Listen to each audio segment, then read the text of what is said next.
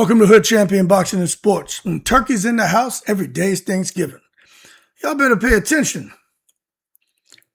Turki Al-Sheikh is not a man to be played with. He doesn't have time for the shenanigans.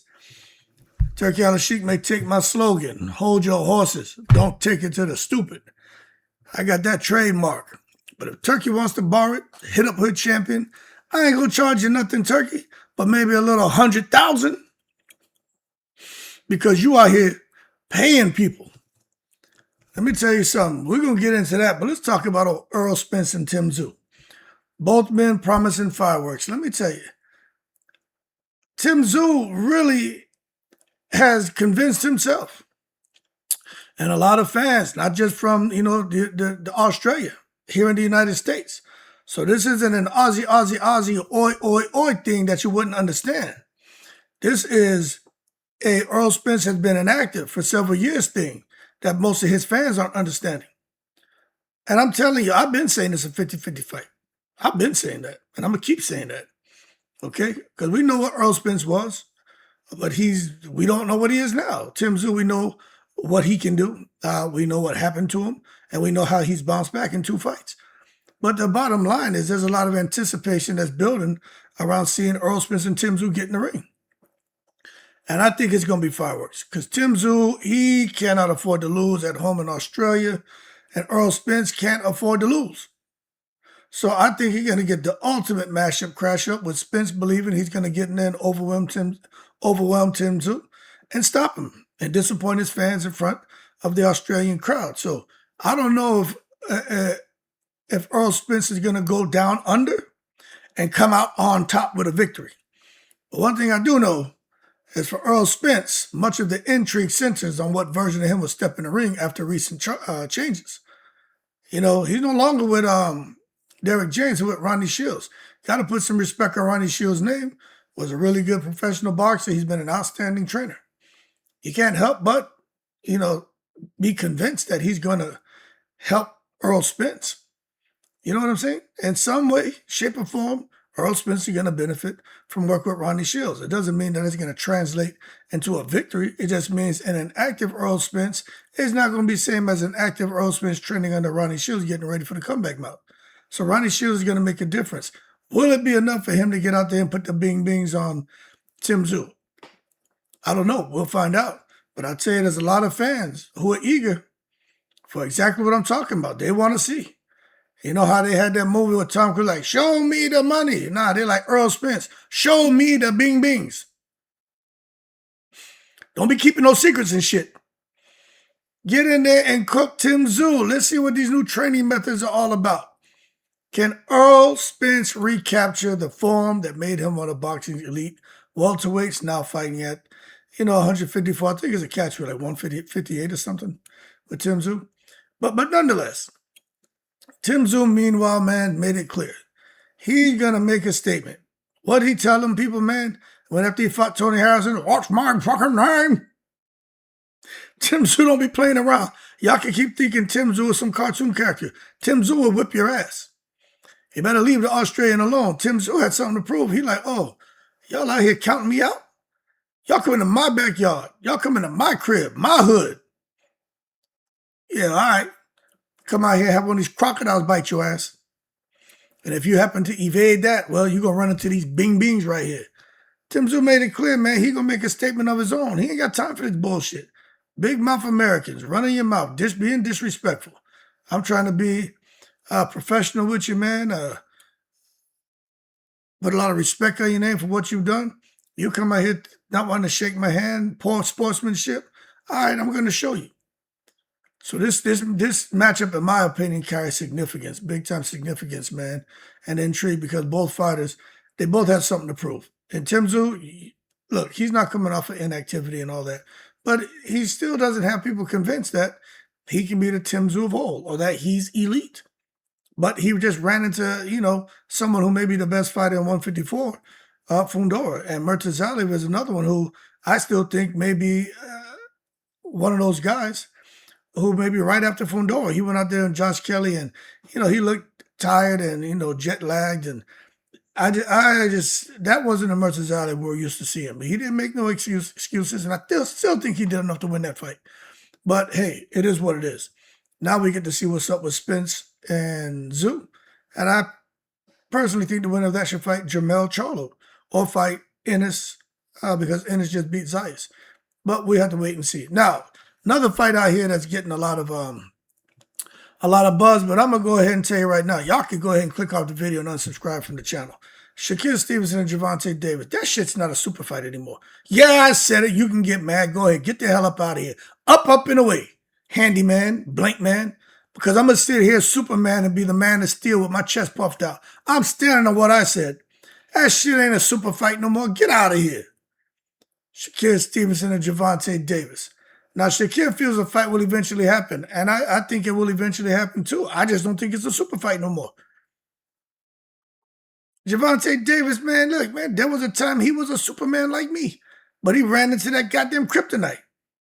Lamont Roach. Then he had ups and downs in his personal life, and I would never joke about what was going on with him because you just never know what goes on in people's homes. Let's get serious for a moment. I'm a man. We know how shit can go. We know things can go with women, so I'll leave that alone. But I will say that I don't condone any form of domestic violence. But with Gervonta, who knows what happened over there? But the bottom line is, they missed the opportunity to fight each other. Even Devin and Tank, they should like them boys, man. And even Devin and Shakur back in the day should have fought at 135. They all should have fought already. The only one whose name I put some respect on is Ryan Garcia. Ryan Garcia will fight anybody. That dude don't care. He fought Tank, fought Devin. He cheated. You know, I don't care what he said. He cheated. But the bottom line is Ryan will get in there and scrap with anybody. He may be on the cocktail and shit, but he'll do it. The other ones, man, I understand the business of boxing, but it's annoying. But I'll just say fans are divided. Gervonta Davis and Shakur Stevenson. Is it the biggest name, one of the biggest fights that can be made? Yeah, but is it because of fans eagerly anticipating the two of these guys get in there and you just don't know what they're going to bring to the table? Or is it just because of the names? The names sell the fight, but I mean, how excited are you to see it? That'd be like Anthony Joshua and Deontay Wilder fighting right now. The names will sell the fight, but it ain't what they were. Is Shakur seemed to be getting better, I ain't gonna lie. But is Gervonta still what he once was? I mean, let's be real, man. Let's be real. Y'all be biased. You know, I ain't biased. I don't give a shit about none of these dudes personally. It's just boxing. I'm going to say what I feel. I don't care if you agree or disagree. But just because y'all biased, if you go come chirping in the comments, at least articulate yourself. Attempt to. Don't just come in that bullshit. You don't know shit about boxing. You said nothing. Explain why you feel that way. Because I'm telling you why I think. Because Gervonta Davis is no longer, man, at the top of the goddamn food chain. Can't be. He's a nowhereian. At one point, this fight was compelling, man. At one point, I was saying Gervonta beats everybody. But right now, I don't know about that. You just got to look at his recent activity level. And like I said, that competitive fight with Lamont Roach. And then you're talking about perception. People are debating the perception. You know, if Shakur Stevenson were to fight Gervonta Davis right now and beat him, Gervonta right now, how much credit does Shakur get for that win? I'm asking you, McNicholas. Don't look at me. No, tell me. I think critics would eat Shakur Stevenson alive. Shakur Stevenson cherry picks Gervonta Davis. Right time for a cherry pick. This is all wrong. He knew what he was doing. There's others who will say, yo, this is a signature victory for Shakur. He went in there and clipped Gervonta. No matter if Gervonta is active and no matter what, that's Gervonta Davis. And he clipped him. So he gets all the credit in the world, regardless of the timing. So I'll just say, man, I would still watch it. I think it's a good fight. I just don't think it's a super fight no more. That's my opinion. Anyway, man, that's why so many people keep looking at these other combat sports. Thinking about the shit going on over there, man, with these major MMA stars and some of them trying to cross into boxing. But real quick, I'm going to continue with boxing. Y'all saw what Conor McGregor did? That man followed Mayweather's blueprint, didn't he? Mayweather know he got the namesake. So Mayweather knows I can leverage this name and this name power and keep getting paid millions. Conor McGregor pulled some shit on the UFC, didn't he? He said, I'm going to follow Floyd Mayweather's the way he does business. I'm going to come back because of my name. I'm going to have all these people turn up. They're going to expect to see the Conor McGregor of old, and I'm going to go in there, man. I'm going to come and fake that my knee's been injured, my knee's been blown out, and get this 16, 17 million, whatever it was, just for a couple of seconds of work. That's what he did.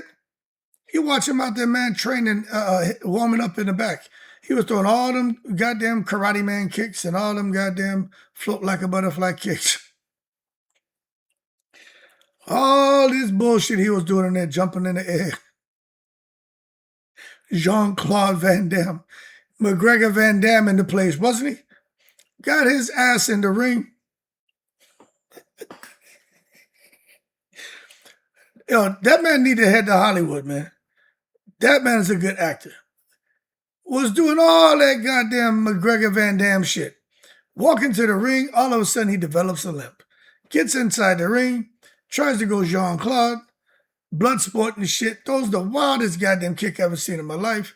Then all of a sudden the knee's blown out. Man, to that I say, in the most respectful way, hey, Conor McGregor Van Damme, hold your horses and stop taking it to the stupid. You ain't fooling me. You may have everybody else fooled. Look, I don't like nobody personally. It's all boxing to me. I call it like I see it. I'm not biased to no one. My two favorite fighters were Zab Judah and Chris Bird.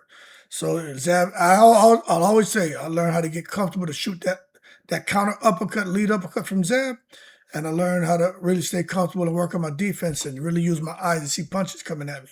So I put a lot of respect on them two names. But as far as these guys, I like them all, but I don't have a favorite. I don't give a shit. But I tell you what, Conor McGregor pulled a fast one, man.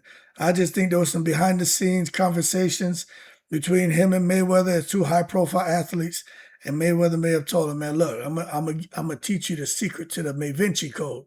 So Conor McGregor came up with the May Vinci Code with the Conor Vinci Code, and came and pulled some shit. Anyway, man, we'll see what the future holds for him, but he ain't fighting no more. That man just came and just basically kicked Dana White in the nuts, took that 16, 17 million and waddled his ass back to Ireland, man, and probably in the pub right now drinking some goddamn Irish hooch. Now, this Anthony Joshua card. Listen. I don't know about all this crap. Anthony Joshua, Hamzah Sheeraz, Josh Kelly, they're generating mixed reactions. And of course, they got fights, man, where they're just going to dominate. Joshua going to kill Pringer. And then Hamzah Sheeraz and Josh Kelly are going to get wins. And that's probably just a setup for bigger fights. AJ against Fury, Hamzah against who, I don't know. Josh Kelly possibly against Boots. But let's just be real. These are just sensible, stay active fights to keep the momentum going and keep their names bubbling. That's it, man. A lot of others would have preferred to see more immediately challenging opponents, but that's just not what we're getting, man. And I just think there's a bit of an issue and tension between staying active and taking major risks. And I understand. It's like a recurrent theme in boxing. You know what I'm saying? Promoters are going to promote, but they want their fighters to win. So that boxing matchmaking, can be a little bit suspect, Don't get me wrong. The guys that are fighting, they can fight, but they're not on their level. So I expect AJ to destroy old man Perlenga. Talking about, he has all these knockouts. Man, get out. You see who he's fighting? Look at the records of the guys he was fighting. So to that I say, for trying to convince the boxing fans that Joshua's facing someone who's a real knockout artist. Hold your horses and stop taking it to the stupid. You ain't fooling a hood champion. And as far as the other guys, Hamzah Sheeraz should win, no problem. Josh Kelly, I don't know. He says he's faster than ever, sharper than ever, I guess we'll find out. But anyway, Johnny Fisher joined Zuffa, and Eddie Hearn, he a little bit butthurt, man. But this right here is my thing. With Fisher going to Zuffa, it's just fuel discussion about the promotion's growing ambitions. These guys not playing. They're not playing, man. I think everybody should go to Zuffa. Go get your money, man. You know what I'm saying? Canelo and them guys went to the zone and got paid. Shakir's at Zuffa. Appetizer's at Zuffa. You're going to see more people going to Zuffa. Get your money, man. Because these promoters don't care about y'all. They don't care. If you fight, you with them, they get paid. When you leave, they don't care. Look at Eddie Hearn, man. Talking about Shakur Stevenson, boring fighter, this and that. He was just praising him as the best this, the best that. Now he out there shitting on the man. They don't care about y'all. So yeah, I think they should all get their money. But I just see it like this. This Zuffa thing, and it's just, man, new players entering boxing in a significant way. And to be honest, Turki Al-Sheikh is doing the same shit with Zuffa that he was doing the last few years with all these other promoters. He's just gone the Dana White way, the Zuffa way. That's what I mean. What you want? Either get down or lay down. Because Turki Al-Sheikh has no time to be playing games with people. You know, when Turkey's in the house, every day is Thanksgiving. So if you want to come to the table and eat some of this cranberry sauce, dressing, turkey, cornbread, or you have curry chicken, whatever little pies and sweets you have there, corn and shit, you better shut up and start coloring and get down and pull up a chair to the table. Because I tell you, if it was Hood Champion, I'd be right there eating. I'd be like, yep, when turkey's in the house, every day is Thanksgiving. I don't know how to make a turkey sound. What kind of whatever. I'd be gobbling my ass, man, getting paid. Out there, man, get out of here. There's no competition when it comes to Turki Al-Sheikh. These guys can't compete with this dude, man. This dude is a money game. You're going to sit there, man, and see who got that long money. You're going to try to go dollar for dollar with this, man? Anyway, y'all get the gist. Now, Devin Haney, his comments have sparked debate. Now, I've been paying attention. We know what Ryan did when he fought Devin Haney. We know Ryan was on the cocktail, right? I believe that 100%. But I'll say this. When Devin recently discussed his experience with drug testing during his championship run with the WBC, Devin said he's never, ever been tested when he was a WBC champion. And then Mauricio Sulaiman chimed in and said, hey, why you and I'm paraphrasing, why are you bringing us into this? You've been tested by VADA. Don't say that. Because that just made VADA look bad, made the WBC look bad, because Ryan Garcia is a WBC champion. And of course, Ryan Garcia went through a huge scandal with cheating and being on pads to fight Devin. And now he's a WBC champion, and Devin's like, shit, Ryan's going to keep, what he's basically saying is, Ryan's going to keep winning because now he's a WBC champion, and they ain't going to test him. So expect Ryan to keep winning and dominating whoever he fights. And I thought that was interesting, but the WBC didn't like that shit, you know. But there were others who interpreted his comments as highlighting differences in testing experiences across fighters. But then others are like, yo, we're going to kind of caution you against drawing broader conclusions about unrelated athletes without evidence, and you making statements like that, Devin, because you're being very irresponsible with your words. But y'all know what I say. Everybody hold your horses and stop taking to the stupid. I think Devin's right. I think Mauricio Sulaiman has a right to feel how he feels if he knows for a fact Devin's done some testing. But I understand Devin feeling like shit. You think I'm going to fight Ryan now? Hell no. Because the WBC moves a kind of way. They move a kind of way. And that ain't no secret. So I'm not saying there's any foul play anywhere. I'm just saying I understand. Now, one thing I don't understand, Bivol in the trilogy with Beterbiev. Why the hell Bivol not fighting Beterbiev, man? Get the third fight. But Bivol probably saying, man, that first and second fight, that was a hard meal to digest right there. I had to chew that shit 30, 40 times before swallowing. And Bivol probably like, I ain't trying to get back in there with this dude. It could be the case, man. I just don't understand why. I don't understand the issue, man, you know. But I just think the future is uncertain when it comes to those two. But at the same time, I don't blame Bivol. It's like Beterbiev is an animal, an absolute beast, man. But if the trilogy doesn't happen, it's just going to leave fans out here just debating whether unfinished business remains between the two, the sport's best light heavyweights. or if not. But for me, I think it should happen. You know, if Berta Biev wants to fight, the fans want to see the fight. Why not, man? It's not like having a trilogy, having that rival. But I'm telling you, maybe something Bivol felt. He like, shit. Easy for y'all to say it. I got in it twice with this man. There's a reason why that man got the record he's got. I am not trying to get hit by no Berta Biev again. So it is what it is. The bottom line, man, is just everything going on outside of the ring. The change in business of boxing is crazy, man. A lot of fans, I listen to what people say, the comments, things being posted. They believe boxing financial landscape is changing rapidly as major investments reshapes matchmaking and promotional relationships. And I think so. You've seen it. It's been happening for years now with Turki entered. But it was going on before that, man, with the Secret Society and the Saudis and Tyson Fury and Daniel Kinahan. If y'all up on boxing, y'all know what I'm talking about. This shit ain't nothing new. I called this shit years ago. So those who follow the channel know Hood Champion been talking about this shit, the secret society and behind the scenes and something's going on. Most people, you know, because they ain't deep thinkers. You don't know what you're talking about. Oh, Roger Mayweather, you don't know shit about boxing. It's like, yo, hold your horse and stop thinking to the stupid. Not everybody want to talk about what I've been talking about years ago. Get out of here with that bullshit. But I'll tell you this, whether y'all agree or not that, you know, the landscape is rapidly changing, it's just clear to me that the business side of the sport's evolving. Promoters and fighters alike are adapting to new competitive environments. And it's not just Tyson Fury getting that Wu-Tang cream cha-ching ching. Everybody's getting it now. You know what I'm saying? So it is what it is. You just take a look at everything going on in boxing. It just shows that just things are changing. Fighters are coming back. Some fighters are retiring. Shit, Adrian Broner talking about coming back and trying to get another world title.